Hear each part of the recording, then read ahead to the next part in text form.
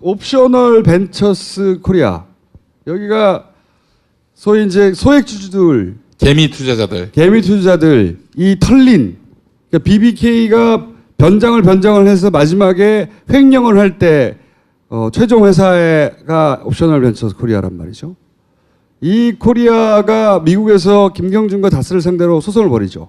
그때 이 옵셔널 벤처스 코리아의 후신이 옵셔널 캐피탈 이름을 바꿨는데 옵셔널 캐피탈의 미국 측 변호를 2004년부터 13년간 내리맡은 변호사가 있어요. 아무도 안 알아주고 자기가 아무리 말해도 가족도 관심을 안 보여줬대요. 이해를 못해가지고. 가족도. 그래서 꼭 인사말을 전하고 싶다고 해서 그거 듣고 입으로 넘어가겠습니다. 변호사님, BBK 사건을 사실상 처음부터 맡으신 거죠? 지금 몇 년 되셨습니까? 지금 올해로 이제 지금 13년이 넘었어요. 13년 동안 이제 그 다스 그리고 김경준 씨 상대로 계속 법정에 싸우셨는데 고생 많으셨고요. 혹시 그동안 저나 주진우나 김용민에게 하실 말씀도 없으십니까? 저는 한 5년 전에 낙검수에 출연했었던 것 같고요. 한 번 나왔었어요. 그랬었죠. 예. 이제 그때도 각하 이슈를 다루기 때문에 사실 제가 고마워하는 부분이 그때도 있었는데 이번은 지금은 완전히 다 아무도 기억하지 않는 그런 시점이거든요. 다스가 누군지 BBK 그러면은 그 옛날에 다 덮여진 사건 다 이렇게 얘기를 하는 그런 시간인데 갑자기 그러니까 뭐 해달라고 부탁한 것도 아니고 무슨 소식을 전한 것도 아닌데 이런 거를 갑자기 시작하시면서 제가 깜짝 놀랐어요. 살다가 이런 날도 오나 아무도 모르는 데서 오지에서 이렇게 혼자 내내 다스랑 싸우니까 이게 누가 도와주나 우려서 이런 생각이 들 정도로 참 눈물나게 감사했던 순간이 많이 있어요. 이 BBK 재판에 관한 전 세계에서 가장 잘 알고 있는 13년 차 전문가. 저도 그렇게 생각합니다. 저 혼자만 계속 자리를 지켰기 때문에 다스나 아니면 김경준 씨 그룹은 변호사들이 여러 번 바뀌었고 13년인데 바뀌죠. 그래서 그러면. 바뀌죠. 여러 번 바뀌었고 자기들 이슈만 알지 나머지 몰라요. 근데 저는 약족을 다 하고 연방검찰까지 상대하고 국세청까지 상대하고 그다음에 에리카 씨 집을 린 붙였던 은행까지 상대하고 이러면서 왔기 때문에 또 한국 검찰하고도 커뮤니케이션이 있었고 그래서 무슨 영광은 없지만 전문가는 맞구나 그런 생각이 들어요. 왜 그러냐면 아무것도 자료를 안 찾고 그냥 누가 물으면 그냥 얘기를 다 하거든요. 주진우 기자처럼 안 보고 하고 있다는 얘기를 하셨어요. 그 방송에 나와가지고 얘기할 때. 근데 저도 안 보고 하거든요. 양보도 안 보고 다 그냥. 뭐 깔때기를 대고 있어 여기서. 기자를 지금 4번 다 봤거든요. 네. 그리고 많이 웃기도 하고 특히 요 전번에는 그 노래 고요한 밤 노래에다가 기자를 하신 그 너무 심각하게 교회 찬송가처럼 부르시는 그걸 보는데도 그렇게 웃었는데 갑자기 자다가 몇 번 웃었어요. 그리고 한국을 돌아갔더니 이제 제 동생이 누나 요새 지금 다스가 누구 거냐고 난리야 막 이렇게 얘기를 하고 그래서 그 관심도 없었거든요. 가족이라도. 그래서 야 정말 너무 고맙다. 이 죽어가는 이슈를 살려서 제가 이렇게 싸우는 상대방들이 밤에 좀 편히 자기 어렵게 저를 대신해서 만들어주고 저는 이제 그냥 끝나나 보다 이렇게 지금 생각하고 있던 시점이었는데 갑자기 저를 그냥 힘을 많이 주셨습니다. 감사합니다. 처음에 저희가 이제 이명박 프로젝트 제가 시작하면서 어떻게 하겠다고 하니까 네 잘은 안 될 거예요. 그래서 안 나오셨었어요 그때는. 안 된다고. 자기가 오랫동안 해봤는데 안 된다고 도저히. 그때마다 절대 안 된다고 그러다가 지금 엄청 업됐어요 변호사님. 말 내용이 업됐잖아. 맨날 문자 보내시고 하느님이 우리를 보냈대. 천사 같다는 거야. 악마 기자인데. 저는 맞습니다. 전 전도사기 때문에. 지난번에 나왔던 그 이명박 집안의 운전기사분의 누님은 굉장히 그 독실한 또 카톨릭 신자인데요. 그분도 매일 성경 구절을 보내면서 우리가 천사가 보냈다는 거야. 깜짝 놀라고 있어요. 루시퍼가 그럴 일은 없다고 보냈겠지. 제가 계속 얘기하고 있습니다. 루시퍼가 보냈겠지. 루시퍼가.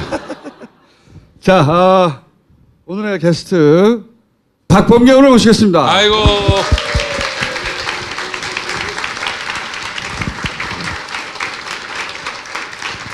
다스베이다 네. 나와서 기분 좋습니다. 반갑습니다, 여러분. 안녕하세요. 박범계 의원님 저 방에 가 보면 그 칠판이 있어요. 큰 칠판이 있는데 거기에 다스 개보도와 중요 세세한 내용들이 쫙 적혀 있어요. 네. 우리 같은 다스 전문가들이 보면 저거 있잖아. 아 저거 이렇게. 네. 맞아요. 미친 상태. 원래 이 BBK 하다 보면 미친 상태가 되거든요. 너무 복잡해가지고. 예. 자, 메리리 변호사가 다스가 하는 거짓말 몇 가지 한국에서 잘 몰라서 반론을 못하더라. 내가 일단 반론해주겠다고 한 몇 가지 일단 짚어보겠습니다. 다스가 주장하는 바는 아니 그 돈 스위스 계좌에서 동결이 풀렸어. 그래서 우리가 가져간 거야. 불법 아니야. 이렇게 주장하거든요. 맞아요. 그렇게 주장해요. 팩트는 뭡니까? 팩트는 그 동결이라는 한국어 번역을 갖고 지금 일종의 장난을 했다고 보는데 원래 있었던 동결이 미국에서 프리즈예요. 프리즈가 있고. 자물쇠로 딱 잠가서 못 가져가게 하는 게 있는데 그 자물쇠 동결은 없었던 게 맞지만 그 순간에 네. 실제로는 빨간 딱지가 말하자면 붙여져 있는 상태였습니다. 그 계좌에. 비유하자면 그래서 동결이라는 그 한국어 단어를 갖고 지금 주장을 하지만 실제적으로는 동결이 풀려서 가져갈 수 있는 돈이 아니고 미국 연방정부의 관할권 하에 있었기 때문에 법원의 명령을 거치지 않고는 실제적으로는 가져가면 미국 형사법에 위반이 되는 상태였습니다. 그게 맞습니다. 그러니까 미국 정부가 누구에게 소유권이 있다 판결하기 전까지는 법원이 관할한다. 이런 자산에 대한 관할권을 선언한 상태였기 때문에 법원이 누가 가져가라고 하기 전까지 가져가면 안 되는 거죠. 그렇죠. 네. 그런데 이 법원이 누가 가져가라고 판결하지 않았는데 다스가 가져가 버린 거잖아요. 그죠? 네, 다른 방식으로 가져간 거죠. 그러니까요. 만약에 변호사님이 네. 미국 정부의 관할권 재산에다가 손을 댔다. 지금 다스가 한 것처럼. 그럼 변호사님 어떻게 됩니까? 저는 당연히 제가 감옥에 가 있다고 생각합니다. 당연히. 혹시 덧붙이실 말씀 있습니까? 판사 출신으로서? 뭐 지당하신 말씀들을 하고 네. 있는데 깔끔한데요 이거는. 네, 깔끔하죠. 깔끔해요. 예, 예. 다스가 첫 번째 거짓말이고. 이해하셨죠? 네. 네. 두 번째 거짓말. 동결돼 있던 돈을 가져갔어요. 그러니까 이거 옵셔널이 가져갈 돈이었는데 다스가 가져갔다 이렇게 주장하니까 다스는 뭐라고 그러냐면 아니다. 다스도 옵셔널도 다 채권자다. 3자가 다투고 있었는데 그런데 우리가 먼저 능력껏 스위스 돈을 가져간 것이지 우리한테도 권한은 있었다. 이렇게 주장하거든요. 맞아요. 정확한 말이에요. 네. 실제로 미국에 그런 법이 있거든요.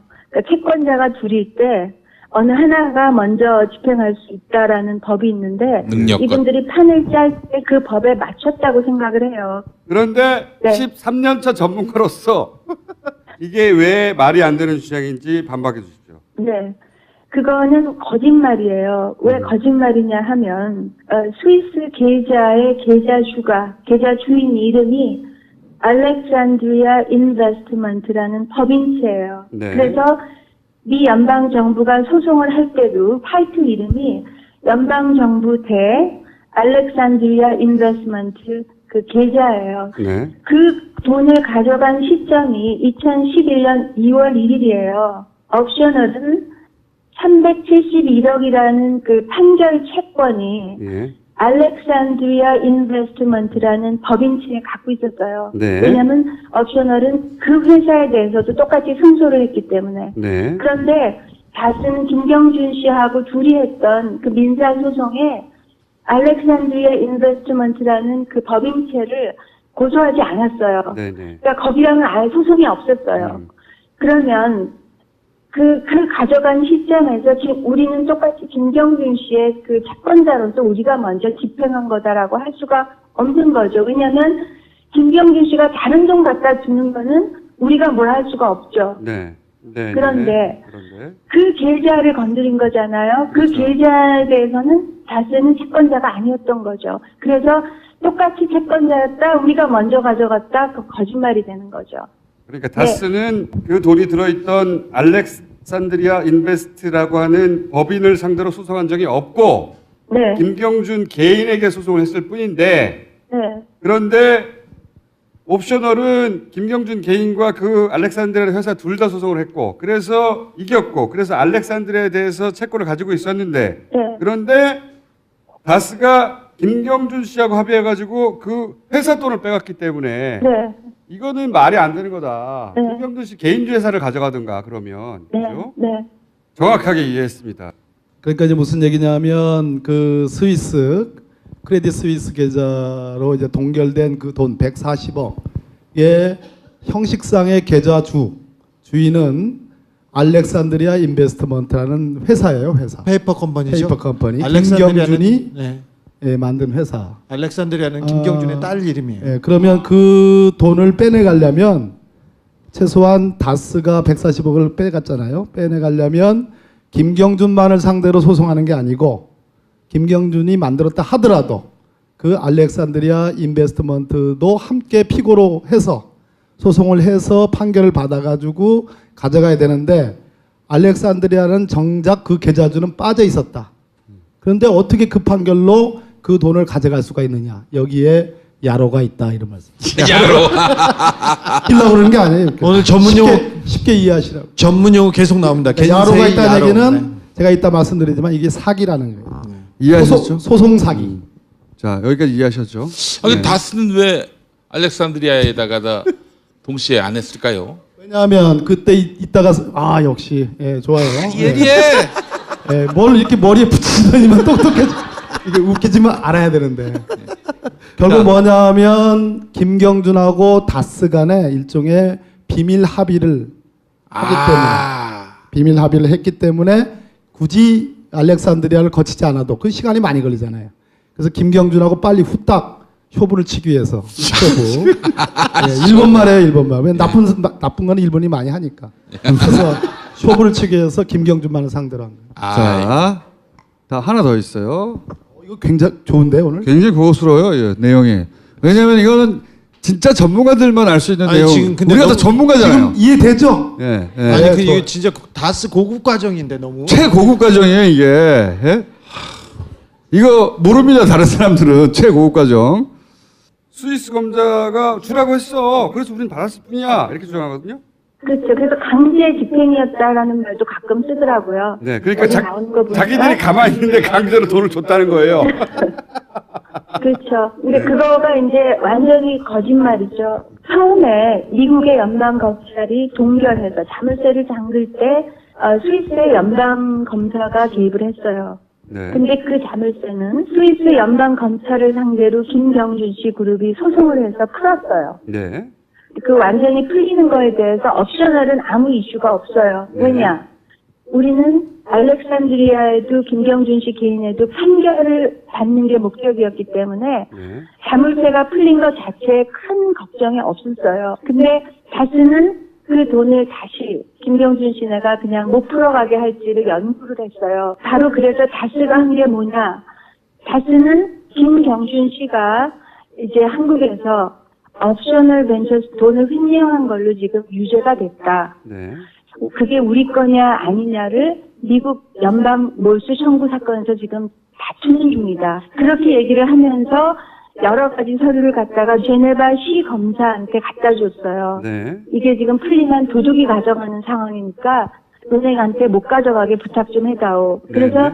그 시에서 은행에다가 우리가 얘기하기 전까지는 그냥 그 계좌를 못 가져가게만 해놨는데 김경준 씨 그룹은 그때까지 전체를 다 승소한 상태였어요. 그러니까 이분들은 어떻게 생각했냐면 전체 소송이 다 이기면 그쪽 가서 풀면 된다. 이런 입장으로 있었고요. 근데 옵셔널의 371억의 횡령이 최종 승소해서 돌아오게 됐어요. 네. 그리고 몰수 청구 사건이 번복이 돼서 3자 간에 이제 소유권을 가려라라는 판결이 나온 거예요. 네네. 그러면 어떻게 되겠어요? 결론은 누가 둘 다 잃어버리게 되냐면 다스도 결국은 판결 받을 가능성이 없기 때문에 아무것도 가져갈 수가 없고 김경준 씨 그룹은 371억에 대해서 판결 집행을 하면 다 없어져 버리고 이 상태가 됐기 때문에 그 두 그룹이 공통 분모가 그 시점에 생긴 거예요. 그래서 갑자기 합의를 하고 시 검사한테 우리가 이렇게 조정해서 합의했습니다. 거기에 도장을 빵빵 찍게 해가지고 그걸 서류를 가져가서 140억을 이체시키고 나머지는 그냥 풀어간 거예요. 그게 전체 그림입니다. 자물쇠가 잠시 풀렸어요. 그런데 이 3자 간에 그러니까 특히 김경준과 다스 둘 다 돈을 누가 가져갈지 서로 견제하고 있었어요. 서로 이해가 안 맞았기 때문에 네. 그때는. 그런데 네. 옵셔널이 371억 원에 대해서 최종 판결을 받았어요. 그렇게 되자 다스도 김경준도 둘 다 돈을 다 뺏기게 생긴 거죠. 그렇죠. 네, 그렇게 되자 다스, 그러니까 각하죠. 각하와 김경준의 이해가 그때 맞아떨어지게 됐고, 그러자 김경준과 다스가 불만 합의해서 스위스에 가가지고 우리가 다투고 있었는데 둘이 합의했어요.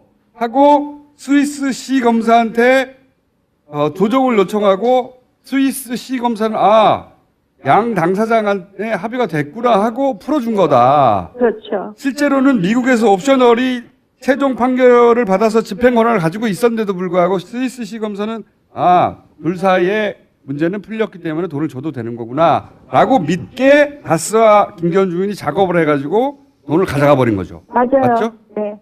네, 도둑놈들이죠. 시부랄 놈들이죠. 저희 고소 사유에 작물 취득이 들어가 있어요. 작물 취득. 횡령, 그다음에 사기.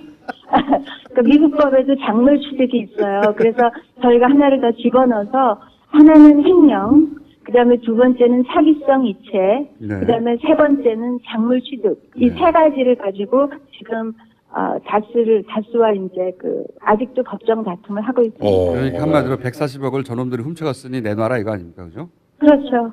네, 맞습니다. 그러니까 뭐냐면 아까 이제 조금 전반부에 나온 얘기는 알렉산드리아 인베스트먼트가 계좌 준데 거기를 상대로 소송을 안 하고 당사자에서 빠져 있는데 다스와 김경준이 이렇게 사바사바해서 그래가지고 판결을 받아냈다. 두 번째는 다스 측은 스위스 검사의 명령에 의해서 가져간 거지 무슨 모종의 이면 거래, 이면 합의가 있었던 것이 아니다 이렇게 주장을 했는데 이 내용은 뭐냐면 실제로 다스와 김경준 사이에 이면 합의가 있었다. 제가 이따 말씀드릴 핵심적인 내용인데요. 그 이면 합의를 했고 미국 법원에서 조정을 합니다. 그 조정을 받아내가 가지고 스위스 치안판사, 여기는 검사라고 해석을 하는데 제가 해석하기에는 치안판사가 더 맞는 것 같은데 모르겠습니다. 아무튼 스위스 치안판사한테 우리는 이렇게 미국 법원의 주재하에 조정이 성립됐으니까 합의가 됐으니까 이 돈을 가져가게 해주십시오 해가지고 140억을 다스로 가져가는 겁니다. 이게 근데 사기라는 거예요. 훔쳐간 거예요. 그래서 훔쳐간 게 아니고 네. 작물 취득도 아니고 정확하게는 제가 보기에는 소송 사기입니다. 미국 법원, 알지 못하는 미국 법원을 이용해 가지고 사기를 쳐서 140억을 다스로 가져가는 거기 때문에 거기에 주진우 기자가 폭로한 그것부터 시작을 하면 직권남용 플러스 소송 사기가 되는 거예요. 자, 그 현재 스코어 그러면은 MB하고 김경준은 같은 편입니까? 이해가 다르죠. 또. 당신은 MB라고 얘기하면 좀 그렇지만 아무튼 다스의 소유자는 누구죠? 이게 마찬가지죠. 당신은 다스와 김경준의 이해가 일치했습니다. 그렇죠. 왜냐하면 옵션을 이겨버렸거든요. 그래서 그 돈을 가져가 버리면 남는 게 없잖아요. 그래서 둘이 이면 합의를 하게 된다라고 우리는 강력하게 추정하고 의원님은 주장하고. 다만 그렇게 완전하게 이해가 일치된 쪽으로 가면 김경준이 서운해할 거예요. 왜냐하면 이 사건의 최종적인 키는 역시 김경준한테 달려있기 때문에 김경준이 얘기는 주진우 기자님이 했던 그 김재수 LA 총영사 청와대 민정수석실 문건부터 시작돼가지고 그렇게 하지 않으면 자기 부인, 자기 누나 에리카 김 등등이 자기 말고도 처벌될 것이다라는 그렇죠. 그런 심리적 압박이 있었기 때문에 이해가 일치하는 시점과 그리고 압박이 동시에 들어온 거죠. 동시에 이게. 들어온 거예요. 그래서 김경준의 절반은 뭐 우리가 신뢰를 할 수 있다. 자, 여기 이제 기본적인 이해하셨죠? 여기서 이제 한 발 혹은 한 발 이것도 어려운데 더 들어가라고? 더 들어가거나 더 옆으로 가거나 그냥 이렇게 흘려 들으셔도 돼요. 시험에 안 나옵니다. 최고급 과정. 너무 심각하게 듣지 않으셔도 근데 돼요. 오늘 심각하게 들으셔야 돼요. 오늘. 네. 오늘 진짜 오늘 끝내주는 거예요. 자, 그러면 그 끝내주기 직전에 하나만 더 들을게요. 요 과정 전체에 우리 공무원들, 외교관들이 동원됐다는 이야기는 주진우 기자가 여러 번 얘기했고 그 당시도 나왔었거든요. 그거를 현지에서 어떻게 겪었냐, 그 얘기 잠깐 듣고 이제 오늘 심화 과정 들어가겠습니다. 김재수 총영사가 외교관 신분으로도 계속해서 이런 BBK 재판에 개입한 사실에 대해서 알고 계신 게 있으십니까? 당연히 알고 있죠.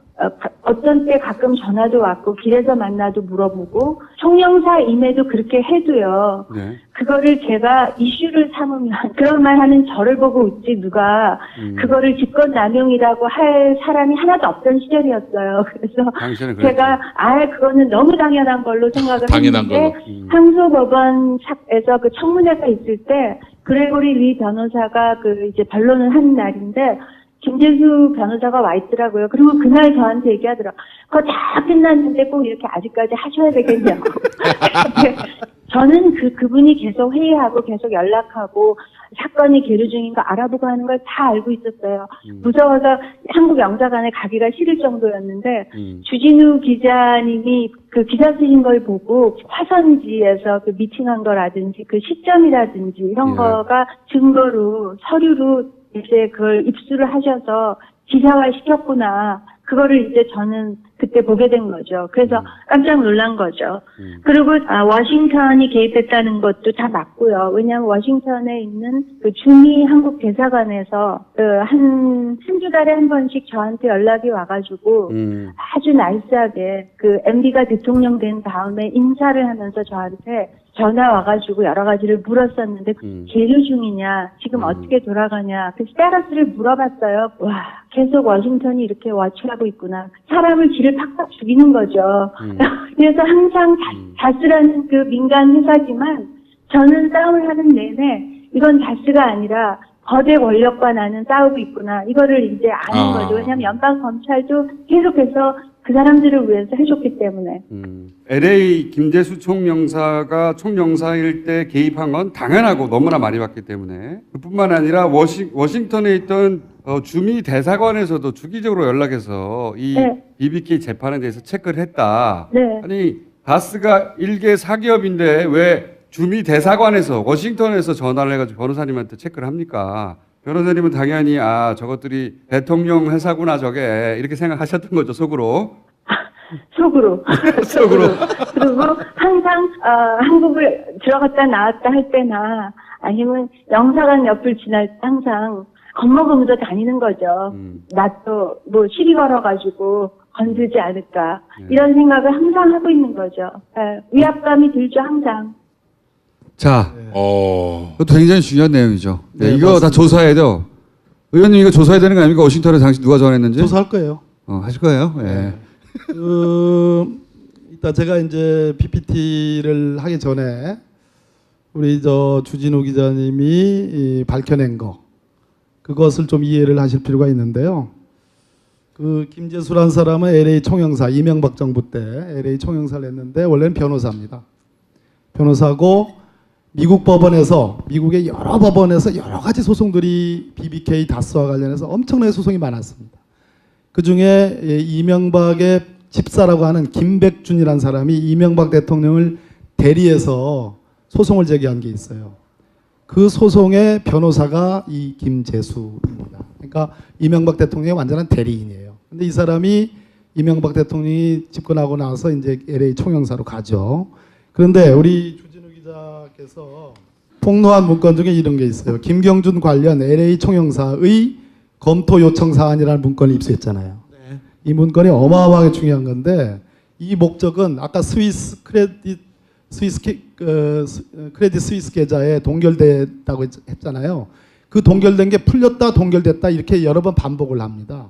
그런데 이 문건을 만든 시점은 이명박 대통령이 집권한 직후 2008년도예요. 그래서 뭘 걱정하냐면 동결이 해제될 경우에 대비한 가능한 방안 여부 검토 이것이 목적입니다. 왜냐하면 다스로 돈을 가져가야 되는데 동결이 풀려가지고 김경준이가 돈을 어디다 다시 숨길까 봐 그걸 두려워한 거예요. 그럴 경우에 대비한 작전 계획서예요, 이거를. 그러니까 LA 총영사가 이걸 만들어 가지고 청와대 민정수석실에 행정관한테 보냅니다.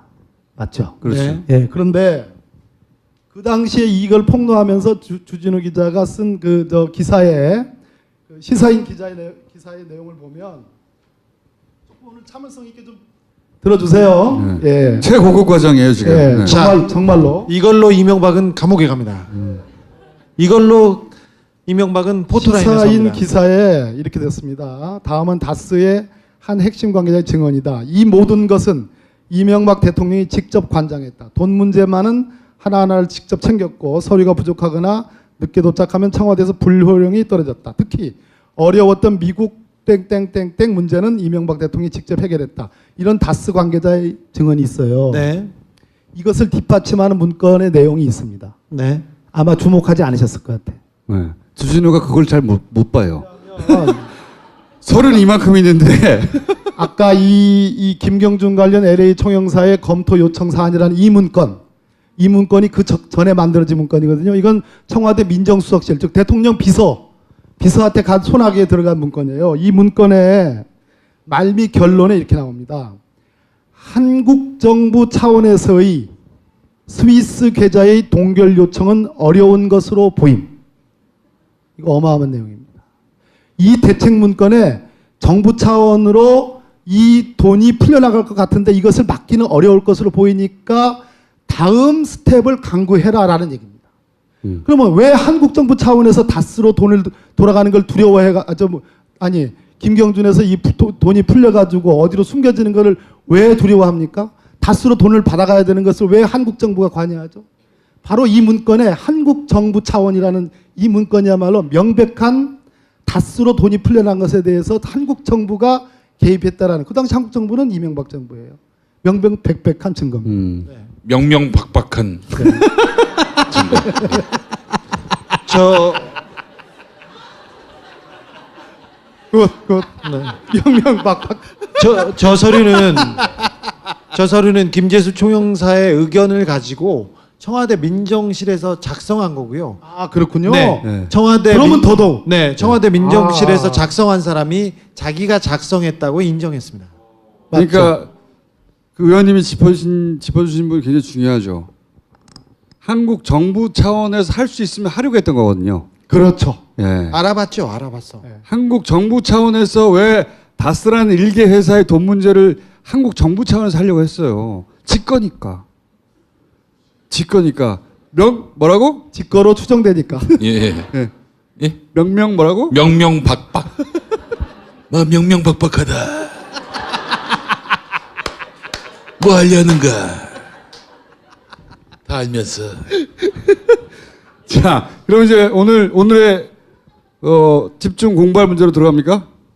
그래서 이제 일단은 제가 보기엔 한 7분 능선은 넘은 것 같아요. 지분 능선은 넘었다. 네, 제가 보기엔 자, 그래서 한국 검찰 현재의 한국 검찰이 이게 지금 두 개 부에 배당이 돼 있어요. 서울중앙지검에 하나는 첨단범죄수사부, 하나는 형사 1부에 두 건이 배당돼 있는데 첨단범죄수사부에서 수사만 하면 저는 한 달 내에 처분한다고 봅니다. 네. 어려운 수사가 아닙니다. 어려운 수사 아니에요. 다 밝혀져 이미 있어. 미국 법원이 다 밝혔어요. 자, 그래서 오늘 제가 PPT로 설명할 내용에 전제되는 내용을 먼저 좀 말씀드리면 야, 진짜 최고급 과정이다 이거. 예, 정말 좀 어려운 내용인데요. 소위 이 컨피덴셜 세틀먼트라고 기밀 합의를 합니다. 무슨 얘기냐면 미국 캘리포니아 고등법원의 사건 번호 제가 근거들을 다 만들기 위해서 지금 조금 지루하더라도 좀 들어줬으면 좋겠어요. BC 미국 애들은 BC라고 써요. 이 사건 번호 시작을 우리는 BC는 기원전 이런 표현하는데. 근데 아무튼 나이스. 캘리포니아 고등법원 BC 296604로 다스가 김경준을 상대로 소송을 합니다. 여기에. 그래서 이 소송에서 소위 조정이 아까 제가 말씀드린 판사가 니네 둘이 합의해. 그 조정 명령을 내려가서 조정을 해요. 그 조정이 뭐냐 하면 결국은 그 동결된 스위스 계좌의 그 돈은 다스로 넘겨준다는 그런 조정 내용이에요. 그걸 김경준이가 소위 영어로 말하면 컨피덴셜 세틀먼트라고 해서 기밀 합의를 해줍니다. 제가 김경준이 외국으로 나갈 때 청주 외국인 보호소에 갔잖아요. 그때 가가지고 가기 전에 얘기하셨죠. 김경준이 뭐라고 그랬냐면 그때 이 기밀 합의를 하는 이면 계약이 있다고 그랬어요. 예. 그래서 이면 계약서 내놓을 수 있느냐? 지금까지도 안 내놓고 있는데 그건 갖고 있다고 그랬어요. 예. 그 대표적인 내용이 MB에 대해서 나쁜 말 하지 않는 거 네. 이런 내용이 들어가 있어요. 예. 그런데 아무튼 요 합의에서 결정적으로 누가 빠져 있다고 그랬죠? 원래는 여기 들어가 있어야지 그 돈을 풀어서 가져가는데 마땅한데. 옵셔널이 빠져 있는 거죠. 아니. 그러면 알렉산드리아 인베스트. 어, 공부 잘 돼 있어요. 계좌 주인 알렉산드리아 인베스트먼트라는 회사가 피고로 안 돼 있어요. 그래서 미국 법원이 나중에 이것 때문이라도 이거는 무효인 판결이다라고 얘기를 하는 거예요. 자, 이거 이해하시겠죠? 자, 이 다음에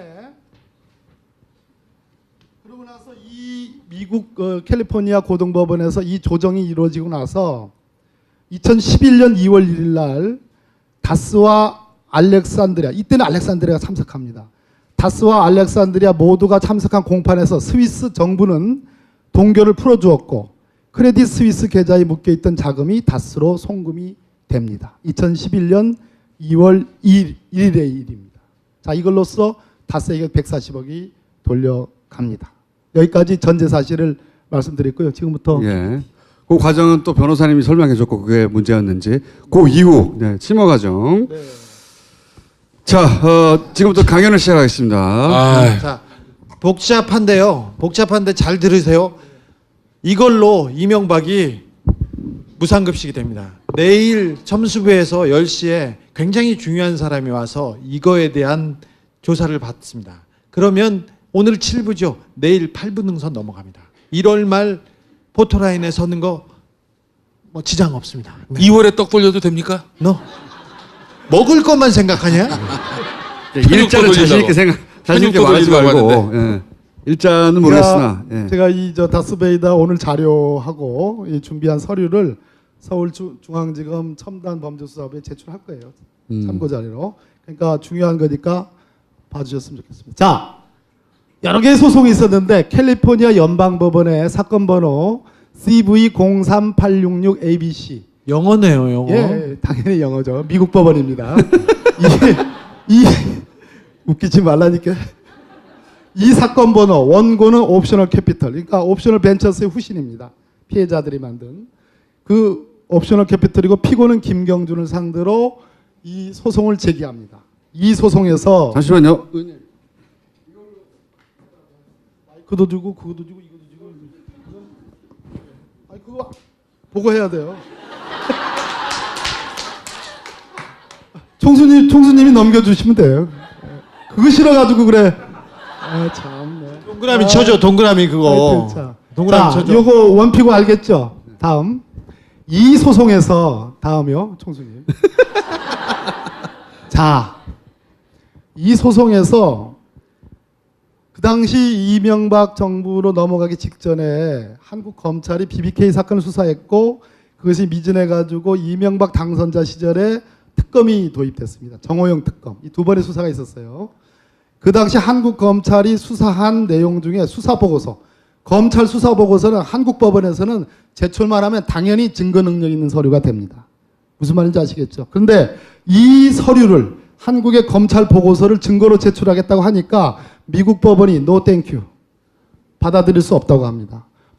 미국 법원은 이 검찰 보고서가 작성된 상황을 고려했을 때 이 보고서는 신뢰할 수 없다고 판단한다.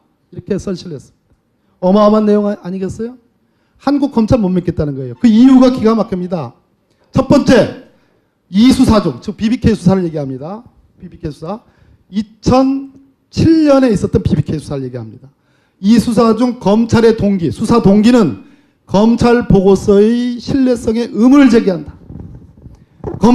한국 검찰은 김경준에게 불리하게 진술을 해석할 만한 이해관계 및 이익이 있었고, 아니 한국 검찰은 국가기관이에요. 국가기관이 어떻게 김경준에게 불리하게 수사를 할 이익이 있었다. 누구의 이익? 당선이 유력한 땡땡땡의 MB다. 그렇게 읽어줄 수밖에 없죠. 맞죠? 예. 그렇게 바이어스, 영어로 말하면 편견과 그러한 예단이 있었다. 그러니까 중립적이지 않았다는 얘기예요. 객관적이지 않았다는 얘기예요. 그런 이해관계에 이익이 있었고 검찰의 결론은, 즉 BBK 옵셔널 벤처스 주가 조작은 김경준이 단독으로 한 거고 BBK는 이명박이 소유가 아니고 이명박은 주가 조작에 관여하지 않았다. 이 결론은 사실에 입각한 결과와는 대조적으로 어마어마한 내용 아닙니까? 진술 그 자체에 의존했기 때문에 이 보고서는 신뢰할 수 없다. 이런 미국 법원의 판단이에요. 증거가 없다. 박수 한번 쳐요 이거. 네. 자 다음. 그러면 왜 이 진술들에 의존한 수사 결과이기 때문에 믿을 수가 없다. 심지어 검찰 보고서조차도 믿을 수가 없다고 그랬을까? 여기 나옵니다. 같은 판결문에 서울시장인 이명박의 대리인들이 증인들이 누구냐 하면 옵셔널 벤처스의 전직 직원들이에요. 옵셔널 벤처스 주가 조작이 옵셔널 벤처스가 있잖아요. 그 전직 직원들 얘기합니다. 그 증인들에게 진술 바꾸지 말고 어떤 식으로든 김경준을 돕지 말라고 강하게 책망하였기 때문에 영어로 책망 저 위에 영어 부분이 있습니다. 저거를 제가 책망이 맞는 해석인가 많이 고민했는데 그냥 사전적인 의미로 책망으로 표현했지만 사실상 이거는 압력이에요. 그죠? 책망했기 때문에 이 증인 진술들 즉 옵셔널 벤처스의 전직 직원들의 증언은 신뢰성이 떨어진다고 얘기한 겁니다. 이 사람들 증언은 뭐냐면 다 김경준이가 단독으로 주가 조작한 거다라는 증언들입니다. 그거 믿을 수 없다고 그런 거예요. 미국 법원이. 자, 증인들, 즉 옵셔널 벤처스 증인 직원들이 본인들의 진술에 서명한 후 검찰에 가면 진술하고 서명하잖아요. 증인들은 그 진술 너 절대 김경준한테 불리한 진술이고 이명박을 도와주는 그런 진술이니까 그 진술 절대 바꾸지 마 라고 이명박에 의해 압박을 받았다. 미국 법원이 인정한 사실입니다. 한국 검찰의 유도신문 놀랍죠? 피고인 측, 피고 측, 즉 누구냐 하면 김경준과 옵셔널 벤처스 전직 직원들 변호인의 부재 없다. 그리고 이명박의 보복을 두려워하는 증인들에 의해 만들어진 전직 직원들의 진술이므로 이 진술들은 신뢰성이 떨어진다고 판단했습니다. 어마어마한 내용 아니에요? 이거 한국 검찰이 그때도 지금도 보지 않고 있어요. 박수 치려면 화끈하게. 140억. 아까 알렉산드라 인베스트먼트라는 계좌 주로 되어 있는 스위스 동결 계좌에서 140억이 풀려나간 것. 그것을 미국 법원은 결론적으로 얘기하면 이거는 사기다라고 보는 겁니다. 사기성 이체다. 미국 법원은 범죄라고 인정을 하는 거예요. 그걸 설명을 하려고 합니다. 이 소송은 미국 캘리포니아 항소법원의 결정문입니다. 사건 번호 B241244 영어로 B24 어쩌고 1244 원고는 옵셔널 캐피탈 피고 다스 옵셔널 캐피탈이 다스를 상대로 니네들 140억 반환받아간 거 불법이야. 그래서 미국 법원이 오케이 그거 불법이야 인정을 한 판결입니다. 보실까요? 자, 유니폼 프로듀런트 트랜스퍼 액트 발음 좋아요? 예, 이것이 뭐냐면 소위 사기성 이체법이라는 겁니다. 미국에는 이런 법이 있는 모양이에요. UFTA군요. 예, 사기성 이체법. 이 유니폼 프로듀런트 트랜스퍼 액트에 의거해 사기성 이체라고 확립할 수 있는 방법은 두 가지가 있다라고 이 사기성 이체가 성립되는 요건에 대해서 이 판결은 설명을 합니다. 그리고 나서 이 케이스가 140억을 돌려간 케이스는 사기성 이체에 해당한다는 판단을 합니다. 미국 법원이. 즉 채권자는 다른 채권자보다 여기서 채권자는 다스이고 다른 채권자는 옵셔널이에요. 채권자보다 한 채권자를 선호할 수 있기 때문에 다스가 옵셔널보다 우세를 차지했다는 단순한 사실이 아니라 사실입니다. 사실은 503이 들어갔을 때 들어가는 게 사실. 어쩌면 이렇게 여망을 그대로 반영을 그렇죠. 해요. 네. 못 속여요. 그렇죠. 네. 희망을. 의지의 표명이에요. 사실입니다. 사실 즉 네. 사기성 이체를 설립할 수 없다. 그러니까 다스는 이거 사기성 이체 아니다라고 주장을 한 거예요. 한마디 쉽게 말해서. 라고 주장한다. 미국 법원은 그렇게 썹니다. 그러나 다스는 김경준 측의 단순한 또 다른 채권자가 아니기 때문에 너는 그냥 단순한 채권자가 아니야. 그렇기 때문에 이러한 다스의 주장은 성립되지 않는다. 이런 얘기예요. 자, 저 위에 엄청난 얘기가 있습니다. 이건 애우셔야 돼요, 여러분. 그러고 나서 연이어서 미국 법원은 옵셔널이 주장하고 소송을 제기했듯이 다스와 김경준 측과 알렉산드리아는 옵셔널의 돈을 사치가 뭐예요? 사기지. 사치하기 위한 모의에 관여하였다라는 것을 미국 법원이 인정했습니다. 이게 예. 의원님 최초로 공개된 겁니까? 예, 최초입니다. 제가 뉴스공장에서 대략은 말씀드렸고 앞서의 이 모의 내용, 이 패러그래프와 영문은 처음 공개되는 겁니다. 그 앞서 미국 법원 내용도 처음 공개하시는. 그러니까 요지만 그때 11분 예, 제가 짧게 인터뷰하면서 짧게 했고 주요 내용, 구체적인 내용은 처음 오늘 공개돼요. 이거 다 의원님이 다 찾아보신 거예요. 핵심은 굉장히 많은 분야에서 적폐청산을 위해서 거의 최선봉에 서 계시거든요. 여러 문제를 관여하는데 그 와중에 이걸 또 찾아오셔서 보물 같은 거를. 예. 이게 네. 미국에서 다스가 140억 원 가져간 거는 사기라고 인정한 거예요. 그 한마디로 판결문이에요. 판결문. 한마디로 주장이 말했어요. 아니라. 한마디로. 네, 한마디로 다스가 각하가 사기쳐서 돈 140억 가져갔다는 거예요. 다스가. 각하가. 각하가. 자, 아까 그거는 주진우 기자가 얘기한 그 보고서, 청와대 민정수석실이 만든 보고서에 정부가라고 돼 있어요. 정부가가 누구예요? 그건 뭐, 예, 더 이상 뭐. 각하가. 자, 사치하게 모의에 관여했다. 저걸로 다 끝난 거예요. 자, 다음. 맞아요. 그래서 결론. 다스가 크레딧 스위스 계좌로부터 돈을 돌려받은 과정은 섹션 425.16에 의해 이는 미국 법으로 보호받는 행위가 아니었고 사기라는 얘기네요. 불법이라는 얘기예요. 네.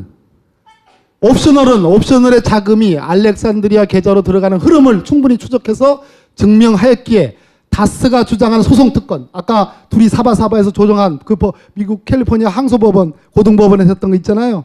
그거는 사바사바 한 거기 때문에 거기서 소송 특권을 다스가 주장했지만 우리 법원, 이 법원은, 이 항소법원은 옵셔널의 주장을 막을 수가 없다. 이런 옵셔널에게 우선권이 있다. 그렇죠. 다스의 소송 특권은 인정할 수 없다는 얘기예요. 돈은 옵셔널에 가져간다는 얘기예요. 예. 그렇습니다. 이 다음에 나옵니다.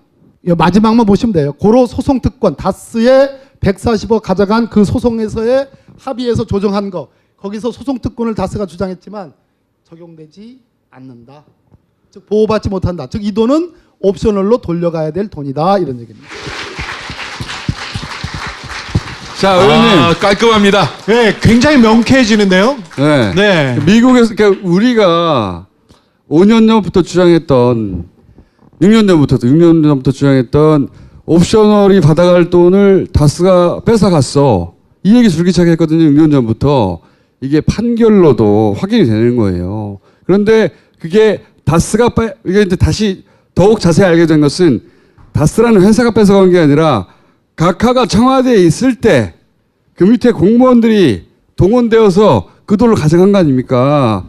잡혀가야 되는 거예요, 이제. 그리고 이건 명백하게 청와대가 나서서 불법을 이 사기를 자기네들이 기획하고 조정하고 그다음에 다 조작했던 내용이 다 보여 있어요. 앞에 다 잡혀 있고 이 내용이 있으므로 이거는 뭐 명확하게 책임을 이명박한테 물을 이게 수 얼마나 악랄하냐면요. 자기들이 사업하다 실패했어요.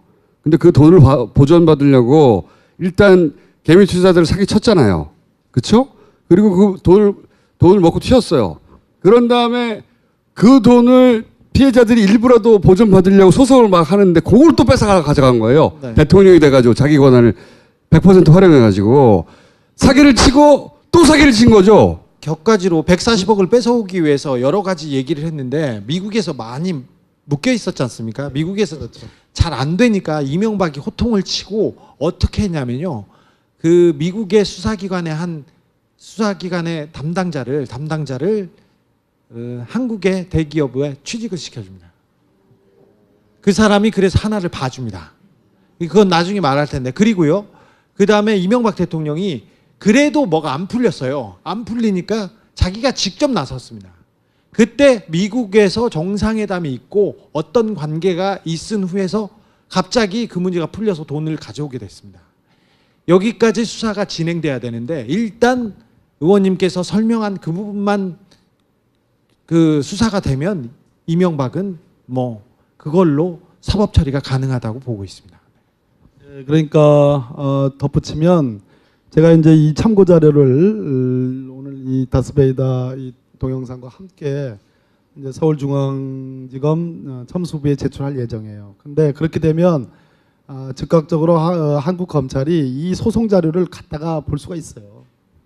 바로 미국은 그 시스템이 소송 자료가 다 이게 다 떠 있어요. 이미 중요한 핵심 포인트는 짚어가지고 해석까지 해놨어요. 이것만 보면 돼, 이것만. 낙검수 시절에는 말만 했는데 이제는 저희가 문서로 그리고 청와대에서 왔다 갔다 하는 문서까지 다 구비해서 이렇게까지 내놓는데 안 잡아가면 씨발 영민아 뭐라고?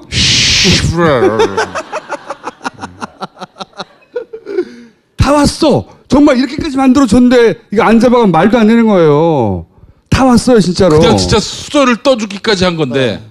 그 소금새까지 넣어준 거야 지금. 판사님이니까 입에다 넣어준 거야, 입에다. 판사님이셨으니까 이거 잘 알 거 아니에요. 이거는 아까 말했던 이제 소송 사기라는 건데요. 네. 그 사기는 원래 내가 이제 우리 주진우 기자한테 속여요. 속이면 주진우 기자의 갖고 있는 계좌에서 주진우 돈을 내가 이제 송금을 받아서 이렇게 1대1로 하는 것이 사기예요. 근데 제3자를 낀 사기가 가장 악랄하고 고급스러운 사기가 소송 사기예요.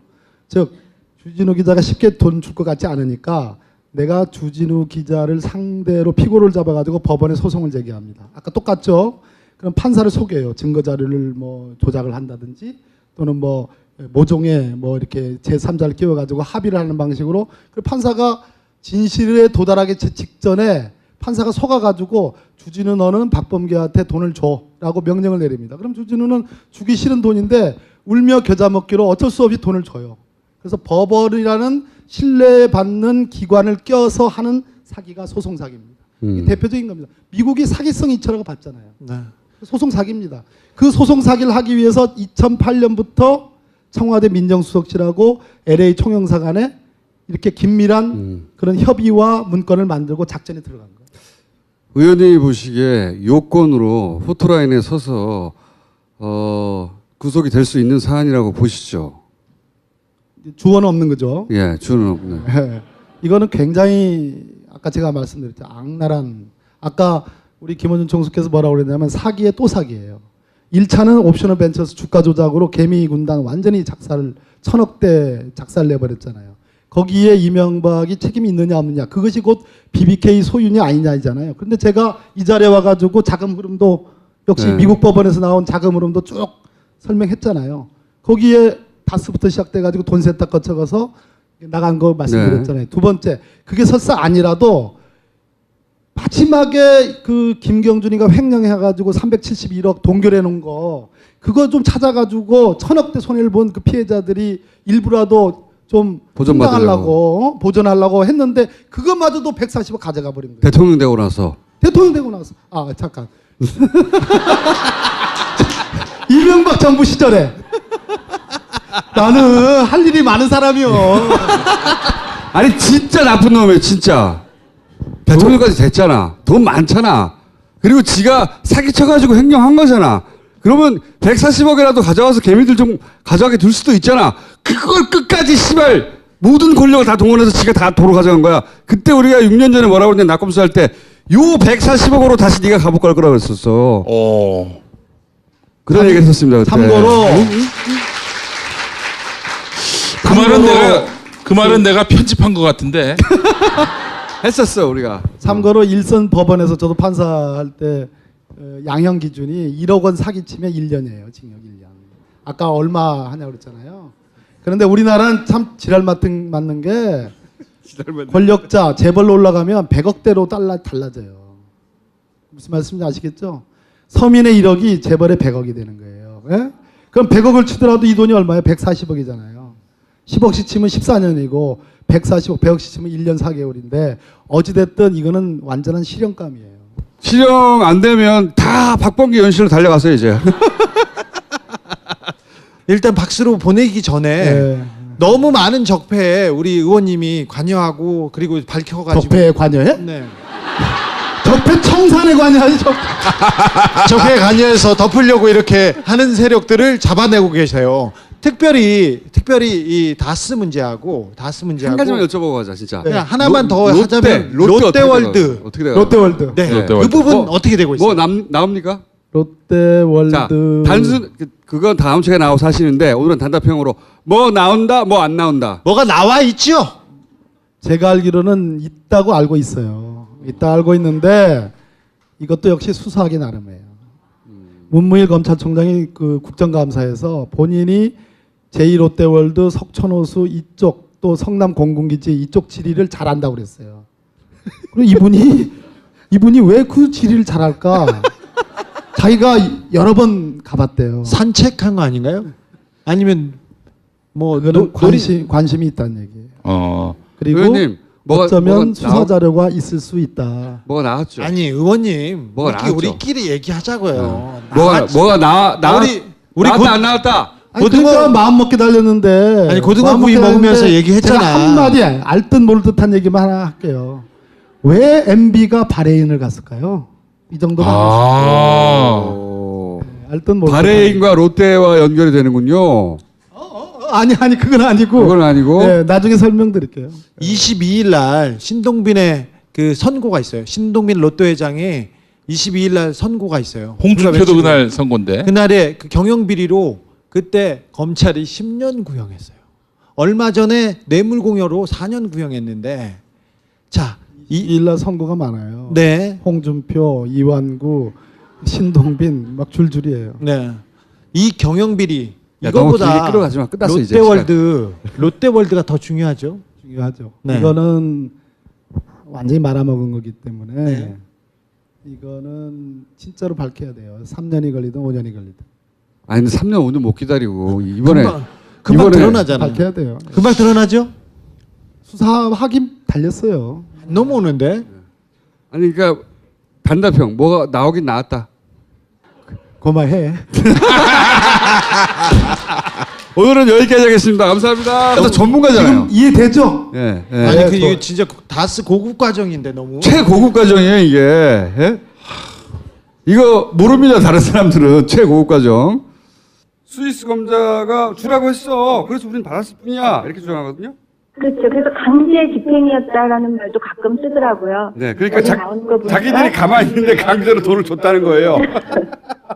그렇죠. 근데 그거가 이제 완전히 거짓말이죠. 처음에 미국의 연방 검찰이 동결해서 자물쇠를 잠글 때 스위스의 연방 검사가 개입을 했어요.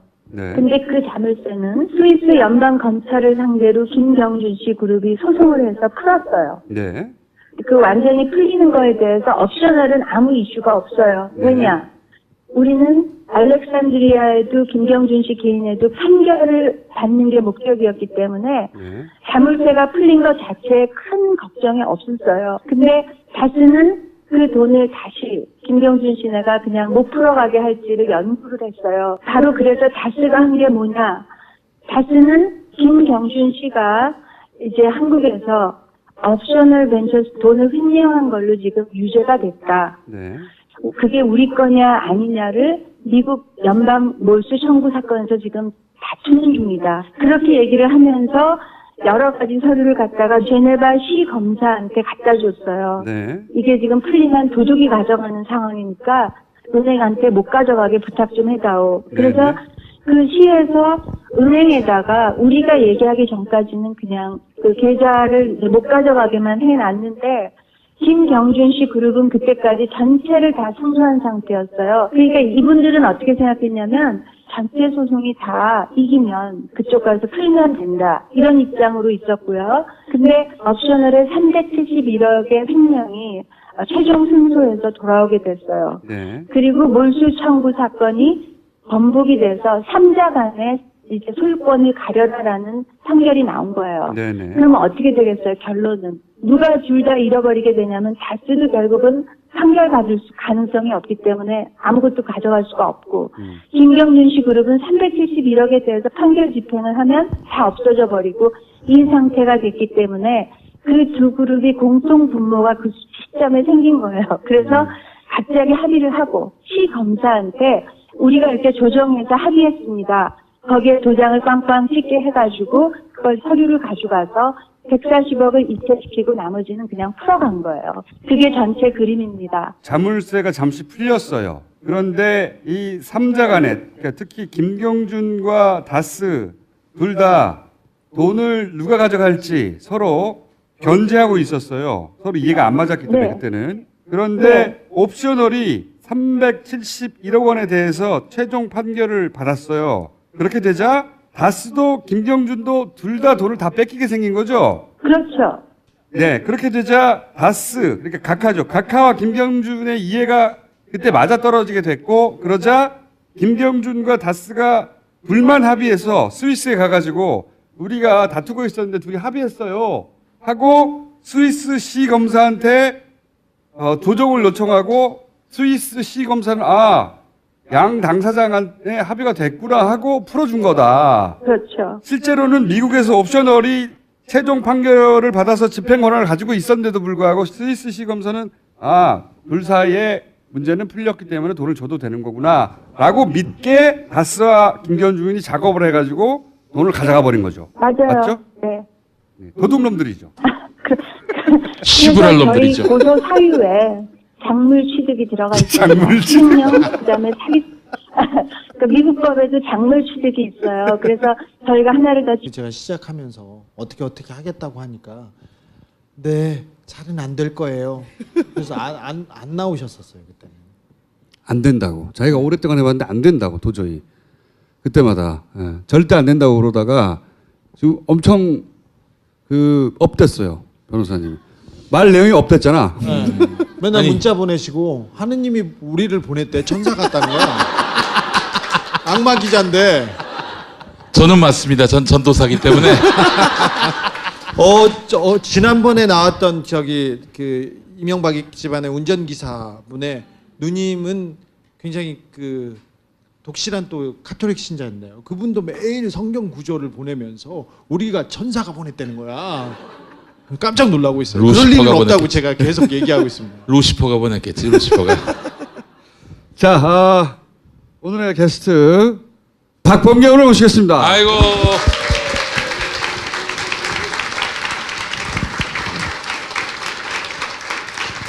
다스베이더 네. 나와서 기분 좋습니다. 반갑습니다, 여러분. 안녕하세요.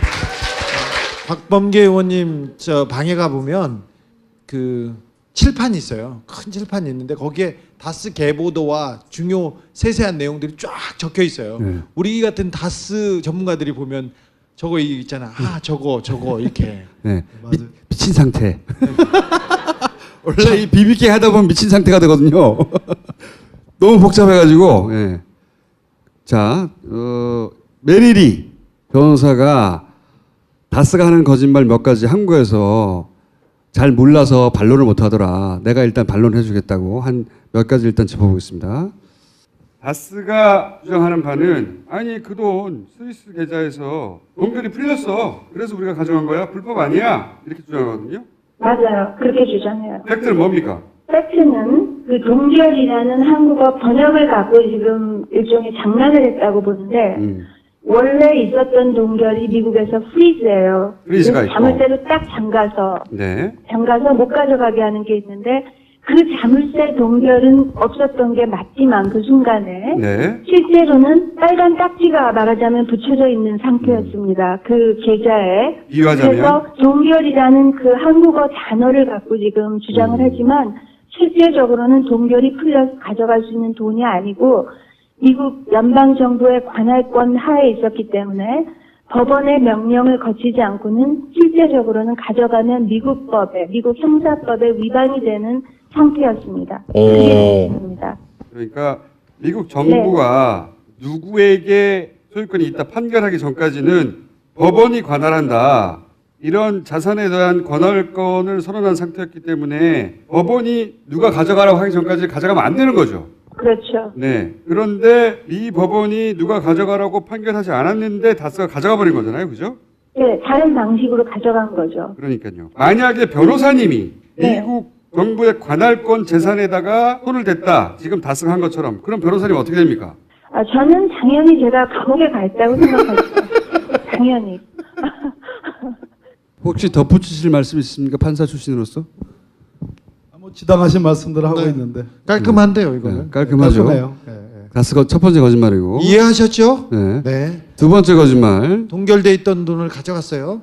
그러니까 이거 옵셔널이 가져갈 돈이었는데 다스가 가져갔다 이렇게 주장하니까 다스는 뭐라고 그러냐면 아니다. 다스도 옵셔널도 다 채권자다. 3자가 다투고 있었는데 그런데 우리가 먼저 능력껏 스위스 돈을 가져간 것이지 우리한테도 권한은 있었다. 이렇게 주장하거든요. 맞아요. 정확한 말이에요.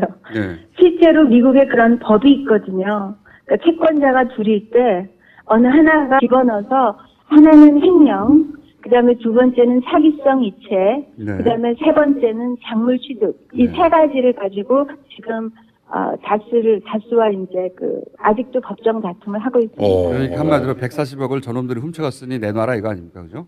그렇죠. 네, 맞습니다. 그러니까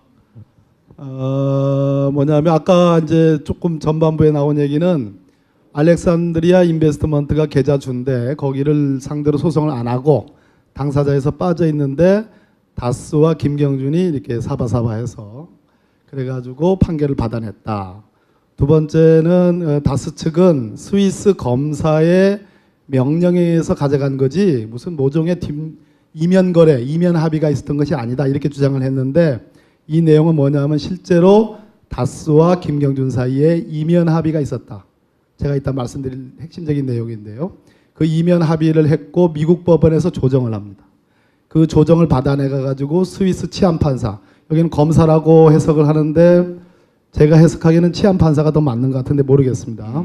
아무튼 스위스 치안판사한테 우리는 이렇게 미국 법원의 주재하에 조정이 성립됐으니까 합의가 됐으니까 이 돈을 가져가게 해주십시오 해가지고 140억을 다스로 가져가는 겁니다. 이게 근데 사기라는 거예요. 훔쳐간 거예요. 그래서 훔쳐간 게 아니고 네. 작물 취득도 아니고 정확하게는 제가 보기에는 소송 사기입니다. 미국 법원, 알지 못하는 미국 법원을 이용해 가지고 사기를 쳐서 140억을 다스로 가져가는 거기 때문에 거기에 주진우 기자가 폭로한 그것부터 시작을 하면 직권남용 플러스 소송 사기가 되는 거죠. 자, 그 현재 스코어 그러면은 MB하고 김경준은 같은 편입니까?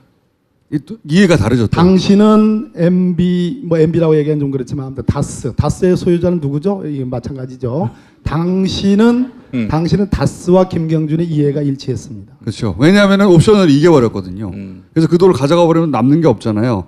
그래서 둘이 이면 합의를 하게 된다라고 우리는 강력하게 추정하고 의원님은 주장하고. 다만 그렇게 완전하게 이해가 일치된 쪽으로 가면 김경준이 서운해할 거예요.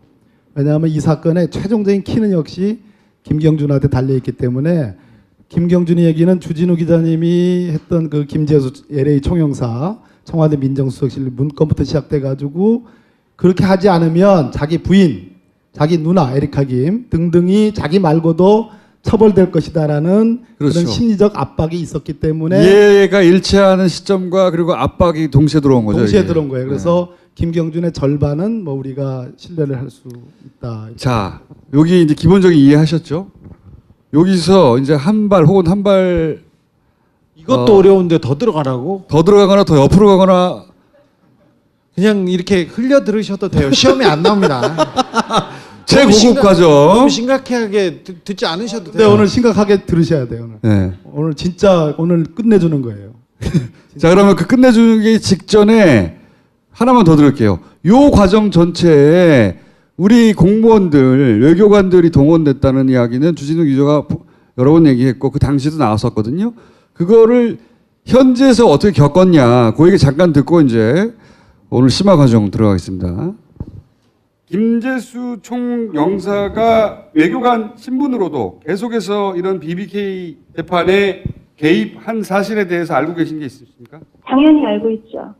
어떤 때 가끔 전화도 왔고 길에서 만나도 물어보고 총영사임에도 그렇게 해도요. 네. 그거를 제가 이슈를 삼으면 그런 말 하는 저를 보고 웃지 누가 그거를 직권남용이라고 할 사람이 하나도 없던 시절이었어요. 그래서 당신은 제가 그거는 너무 당연한 걸로 생각을 당연한 했는데 걸로. 항소법원 옵셔널 벤처스 코리아 여기가 소위 이제 개미 투자자들 개미 투자자들 이 털린 그러니까 BBK가 변장을 해서 마지막에 횡령을 할 때 최종 회사가 옵셔널 벤처스 코리아란 말이죠. 이 코리아가 미국에서 김경준과 다스를 상대로 소송을 벌이죠. 그때 이 옵셔널 벤처스 코리아의 후신이 옵셔널 캐피탈 이름을 바꿨는데 옵셔널 캐피탈의 미국 측 변호를 2004년부터 13년간 내리맡은 변호사가 있어요. 아무도 안 알아주고 제가 아무리 말해도 가족도 관심을 안 보여줬대요. 이해를 못 해가지고. 가족도. 그래서 꼭 인사말을 전하고 싶다고 해서 그거 듣고 입으로 넘어가겠습니다. 변호사님, BBK 사건을 사실상 처음부터 맡으신 거죠? 지금 몇 년 되셨습니까? 지금 올해로 이제 지금 13년이 넘었어요. 13년 동안 이제 그 다스 그리고 김경준 씨 상대로 계속 법정에서 싸우셨는데 고생 많으셨고요. 혹시 그동안 저나 주진우나 김용민에게 하실 말씀도 없으십니까? 저는 한 5년 전에 낙곰수에 출연했었던 것 한 번 같고요. 나왔었어요. 그랬었죠. 예. 이제 그때도 각하 이슈를 다루기 때문에 사실 제가 고마워하는 부분이 그때도 있었는데 이번은 지금은 완전히 다 아무도 기억하지 않는 그런 시점이거든요. 다스가 누군지 BBK 그러면은 그 옛날에 다 덮어진 사건 다 이렇게 얘기를 하는 그런 시간인데 갑자기 그러니까 뭐 해달라고 부탁한 것도 아니고 무슨 소식을 전한 것도 아닌데 이런 거를 갑자기 시작하시면서 제가 깜짝 놀랐어요. 살다가 이런 날도 오나. 아무도 모르는 데서 오지에서 이렇게 혼자 내내 다스랑 싸우니까 이게 누가 도와주나 우려서 이런 생각이 들 정도로 참 눈물나게 감사했던 순간이 많이 있어요. 이 BBK 재판에 관한 전 세계에서 가장 잘 알고 있는 13년 차 전문가. 저도 그렇게 생각합니다. 저 혼자만 계속 자리를 지켰기 때문에 다스나 아니면 김경준 씨 그룹은 변호사들이 여러 번 바뀌었고 13년인데 바뀌죠. 그래서 그러면. 바뀌죠. 여러 번 바뀌었고 자기들 이슈만 알지 나머지 몰라요. 근데 저는 양쪽을 다 하고 연방검찰까지 상대하고 국세청까지 상대하고 그다음에 에리카 씨 집을 린 붙였던 은행까지 상대하고 이러면서 왔기 때문에 또 한국 검찰하고도 커뮤니케이션이 있었고 그래서 무슨 영광은 없지만 전문가는 맞구나 그런 생각이 들어요. 왜 그러냐면 아무것도 자료를 안 찾고 그냥 누가 물으면 그냥 얘기를 다 하거든요. 주진우 기자처럼 안 보고 하고 있다는 얘기를 하셨어요. 그 방송에 나와가지고 얘기할 때. 근데 저도 안 보고 하거든요. 양도도 안 보고 다 그냥. 뭐 깔때기를 대고 있어 여기서. 기자를 지금 4번 다 봤거든요. 네. 그리고 많이 웃기도 하고 특히 요 전번에는 그 노래 고요한 밤 노래에다가 기자를 하신 그 너무 심각하게 교회 찬송가처럼 부르시는 그걸 보는데도 그렇게 웃었는데 갑자기 자다가 몇 번 웃었어요. 그리고 한국을 돌아갔더니 이제 제 동생이 누나 요새 지금 다스가 누구 거냐고 난리야 막 이렇게 얘기를 하고 그래서 그 관심도 없었거든요. 가족이라도. 그래서 그렇죠. 야, 정말 너무 고맙다. 이 죽어가는 이슈를 살려서 제가 이렇게 싸우는 상대방들이 밤에 좀 편히 자기 어렵게 저를 대신해서 만들어주고 저는 이렇게 이제 그냥 끝나나 보다 이렇게 지금 생각하고 있던 시점이었는데 갑자기 저를 그냥 힘을 많이 주셨습니다. 감사합니다. 처음에 저희가 이제 이명박 프로젝트 먼저 집행할 수 있다라는 법이 있는데 능력과. 이분들이 판을 짤 때 그 법에 맞췄다고 생각을 해요. 그런데 네. 13년 차 전문가로서 이게 왜 말이 안 되는 주장인지 반박해 주십시오. 네.